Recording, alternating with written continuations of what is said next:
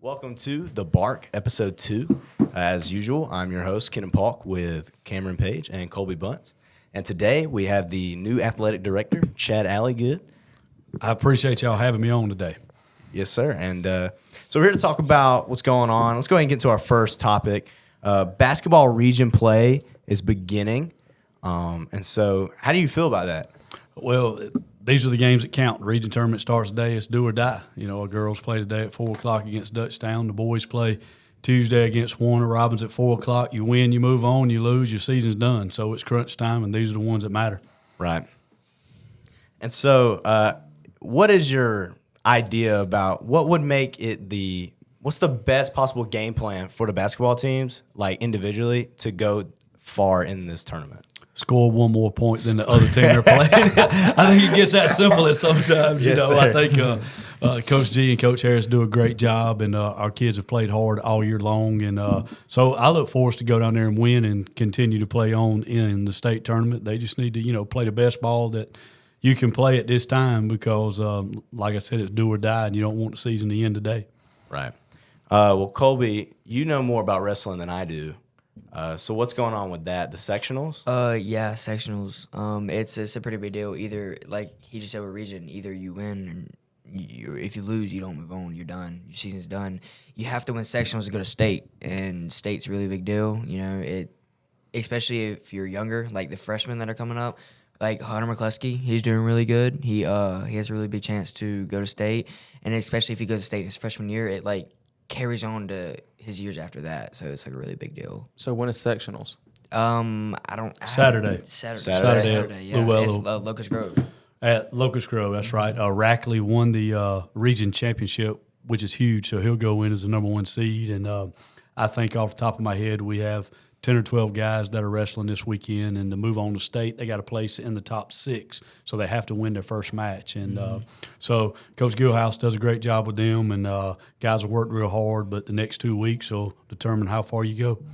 So is that set up like a individual tournament? It is. So Yeah, it's like set up like individual. Yeah, it's Okay. like you're wrestling for yourself. Like our dual season's over. Dual is team versus team. This is like you wrestle for yourself. You wrestle for your place in state. Like this is the big deal. All right, cool. That's actually pretty interesting. Yeah. Wrestling was always my lesser known. So If you've never been to the Macon Coliseum to see the state championship, I would advise you to. In 2 weekends, it's pretty cool. There's 16 mats on the floor, and there's guys everywhere wrestling. Yeah, it's crazy. It's a pretty cool deal. all right. Well, with that, we also have a bunch of spring stuff starting up. I think baseball has their scrimmage this Wednesday. The 9th. The Yep. 9th. Against right. West Lawrence. West Lawrence, correct. I'll be up there announcing it. Their first game's Appleton County, isn't it? Right. Yes. I think the 16th or whatever. All spring sports are getting started. Soccer, we've already started. Yep. They play today. Tennis plays this week.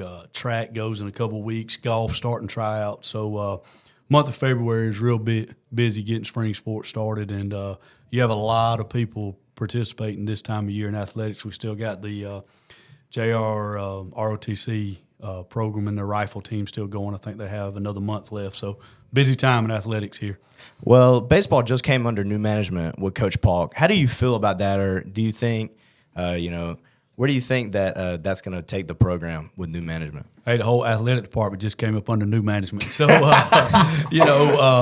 there's always change and there's always things that go on. And what I ask of coaches is just go out there and give your best each day. That's it. Just show up, do what's best for the kids. And if we'll make every decision best for the kids, then we'll be fine. And I like what Coach Paulk has done so far. Very organized, very detail-oriented guy, and really enjoyed getting to know him and working with him. And so I look for good things for our baseball program moving forward. That's good. And then so you talked about soccer. I think they lost their first game. What do you think the soccer team could do better to get to where they need to be for the season? It just takes work. Soccer is one of those games you got to have those players that are diehard committed to it, and our kids work extremely hard at it. Watched them both play, and sometimes you get outmanned in soccer real quick, but you're not going to win them all. And my thing is sometimes we judge too much on the scoreboard. Let's just go out there and play the best that we can play, and whatever happens, happens. And to me, I think that's where we are in soccer right now. Let's just go out there and just play our best game each time we go out there. And we'll get better experience. We're starting a lot of freshmen on both sides, on girls and boys team, and so the future's bright here. All right. Soccer's not an easy sport. It is not an is easy not an sport. easy I agree. sport. No, it's not, and it's played in the coldest part of the Right, year yeah. right now. And you're going full 90 minutes. Like, clock Yeah. doesn't Yep. stop, and that's crazy. So, Also, what I just realized whenever I first came to high school, I didn't realize like how a lot of these sports is some people's futures. Like a lot of people count on sports to like make their living when they get out of high school. I didn't realize that until like when I got in high school. It was pretty.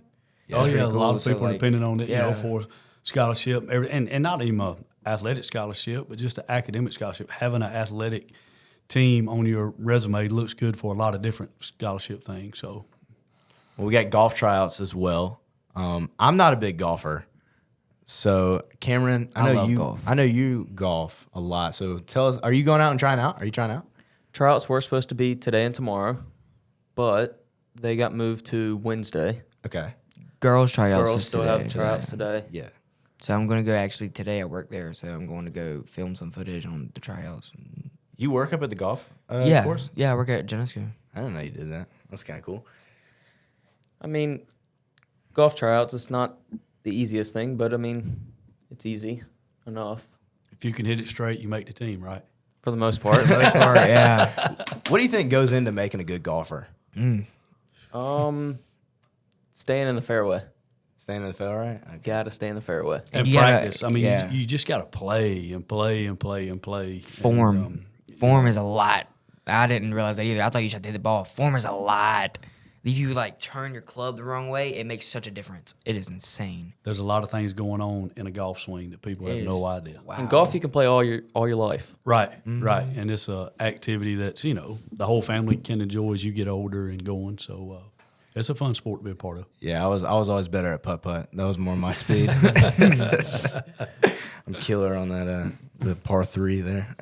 Isn't track starting up too? Track is starting up. Yep. They have a meet in a couple weeks, and we have a lot of people involved in track. Have a new track coach. Coach Hodges is taking over our track program, and so Coach Moore will be helping him. We got guys that can go out there and do, and girls that can go do a lot of good things on the state level with our crossover from cross country athletes that come over to run track, and then our sprinters. We finished second last year in the 4x1, and so looking for big things on track, and they get started up here in the next couple of weeks. Do we also do like field as well, like just not The run- shot and the discus shot put and all that. Yep, and Man. all that's coming up, and I feel like we always like overlook that because that junk is I like didn't really even know cool. we had that. What is? It's like the javelin. the shot put, the javelin, and all shot that. I put didn't and even know we discus. had You can't that. throw the javelin in Georgia high school, but you have the shot and discus and high jump, long jump, triple jump. Wow. Yeah, I didn't. I don't know think a we lot had of people understand, how athletic you have to be out there and how many kids we have involved. We have around 50 kids involved in the track program. And so if you've never been to a track meet, go and support your teammates or your student body. Can we host a track meet here? We can host a 1 or 2 team track meet, but we don't just because the track's not 8 lanes. To host more than 2 teams, it has to be 8 lanes. And so most of our track meets, I want to say all of them are on the road.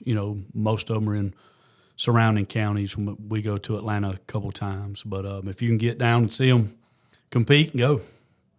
That's actually pretty cool. Yeah, I'm gonna have to go through there. I have some people that are like running track, so I'm actually have to go check it out. It'd be something interesting to watch. I think a lot of students don't realize how many teams we have here. That just there are a lot of people that don't go home after school that participate in something, Yeah. and that's great. And that's what you want. And the biggest thing is we just need to support each and every team and root them on. And because when they wear the JC, they represent us all, and so Right. all the support we can give them, they need. All right. Well, I do appreciate you coming out and doing this podcast with us. This has been The Bark, and thanks for listening.